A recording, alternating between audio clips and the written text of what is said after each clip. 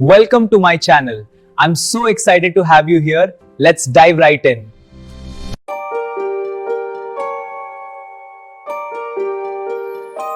नमस्कार। आज बात करते हैं भारत की एक ऐसी जबरदस्त योद्धा रानी की जिनका नाम शायद इतिहास के पन्नों में कहीं खो सा गया है। तो कौन थी वो रानी? जी हाँ, ये सवाल हमें सीधे ले जाता है रानी अब्बक्का की अविश्वसनीय कहानी की तरफ। एक ऐसी कहानी जो बताती है कि हिम्मत और इरादे से क्या कुछ नहीं किया जा सकता। तो चलिए कहानी की शुरुआत करते हैं। जगह है तटीय राज्य उल्लाल, जो आज के कर्नाटक में है। समय 16वीं सदी का, और माहौल में ना एक अजीब सी बेचैनी थी, एक बदलाव की आहट थी। अब देखिए, उस वक्त तक उल्लाल कई सालों से पुर्तगालियों के कब्जे में था। मतलब एक तरह से गुलाम राज्य बना दिया गया था। इसका सीधा सीधा मतलब ये था कि उल्लाल ने अपनी आज़ादी तो खो ही दी थी, ऊपर से उन्हें अपनी ही जमीन पर पुर्तगालियों को भारी भरकम टैक्स भी देना पड़ता था।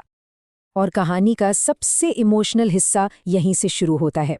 सोचिए वो मंजर, अब्बक्का अपनी माँ के पास है जो अपनी आखिरी सांसें गिन रही हैं, और उसी पल अपनी माँ को खोते हुए अब्बक्का एक कसम खाती है, अपनी जमीन को इस गुलामी से आज़ाद कराने की कसम।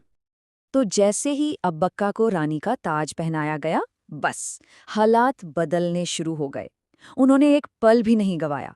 जो कसम खाई थी उसे पूरा करने के लिए वो फौरन काम पर लग गईं। और उनके पहले 3 कदम देखिए।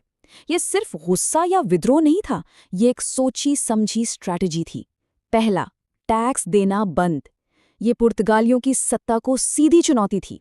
दूसरा, उनके साथ व्यापार बंद। इससे उनकी आर्थिक कमर टूटनी थी। और तीसरा, अरब के साथ नए व्यापारिक रिश्ते बनाना। ये एक संदेश था कि उल्लाल को तरक्की के लिए पुर्तगालियों की जरूरत नहीं है। और कमाल की बात यह है कि जहां एक तरफ अब्बक्का इतनी हिम्मत दिखा रही थी, वहीं दूसरी तरफ उनके पति वीर नरसिम्हा और बाकी राजा डरे हुए थे।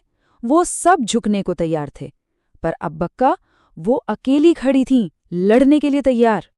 तो जाहिर है वो घड़ी आ ही गई जिसका सबको डर था।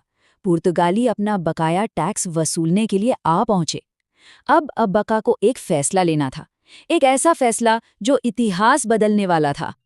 और अब्बक्का का जवाब वो सिर्फ कुछ शब्द नहीं थे, वो उनके इरादे, उनकी हिम्मत और उनकी आज़ादी का ऐलान था। इस एक लाइन ने साफ कर दिया कि अब बातचीत का वक्त खत्म हो चुका है, अब जंग होगी। तो अब्बक्का की इस घोषणा के बाद सब कुछ बदल गया।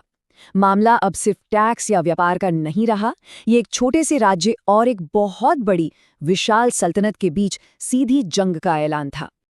इसके बाद तो घटनाएं बहुत तेजी से घटीं। पुर्तगालियां ने अब्बक्का के जहाज़ों पर हमला कर दिया, पर अब्बक्का चुप नहीं बैठी। उन्होंने फौरन पलटवार किया और मैंगलोर में पुर्तगालियों के किले पर ही हमला बोल दिया।